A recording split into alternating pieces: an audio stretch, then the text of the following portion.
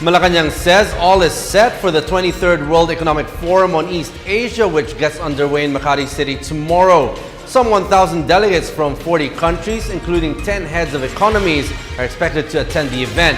With the theme Leveraging Growth for Equitable Progress, WEF has chosen the Philippines as the host country, being one of the greatest economic comeback stories in recent years, with GDP growth projected to surpass 6.5%.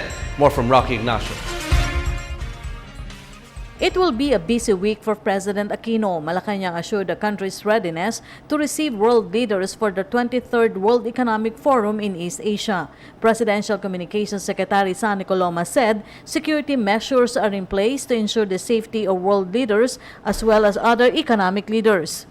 The palace official added that there will be no cover-up in the preparations, particularly on the real living conditions of ordinary Filipino. Sa aking pagkalam, ang hinanda ay yung doon sa mga lugar na pupuntahan at hindi pinagtatakpan yung mga dadaanan. Ang ating pamahalaan ay nakabatay sa pagiging bukas at nakabatay din to sa katotohanan. Leaders of Vietnam and Indonesia will attend the yearly economic forum, an opportunity to meet President Aquino. The president will receive Vietnamese Prime Minister Nguyen Tan Dung in Malacanang for a working visit on May 21st. The Department of Foreign Affairs said the two leaders will enhance cooperation on defense, tourism, trade, and investment. Maritime security will also be tackled during the meeting. Like the Philippines and China, Vietnam has its claim in the West Philippine Sea. The President and the Prime Minister of Vietnam met and spoke with each other during the last ASEAN Summit in Myanmar. It is reasonable to expect that they will continue to compare notes on the two countries' experience in dealing with issues on the South China Sea or West Philippine Sea. We are still awaiting the finalization of the details of the visit. Meanwhile, the Philippines and Indonesia are expected to strengthen their cooperation on political, defense and border, maritime, economic and social-cultural. President Susilo Bambang Yudhoyono will undertake a state visit this Friday.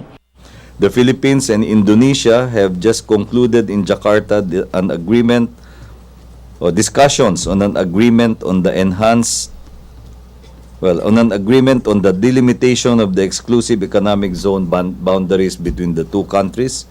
President Aquino and President Susilo Bambang Yudhoyono are expected to discuss the salient points of the agreement and other matters of mutual concern. President SBY, as he is called in ASEAN, is looking forward to the end of his term as President of Indonesia, and he and the President have always enjoyed cordial relations. We can expect that the meeting between them will involve active discussions on concerns affecting both countries. This is the first bilateral visit of Yudhoyono in the Philippines after he assumed office for 2 consecutive terms in 2004 and 2009. President Aquino undertook his state visit in Indonesia on March 2011. For the People's Television, Rocky Ignacio.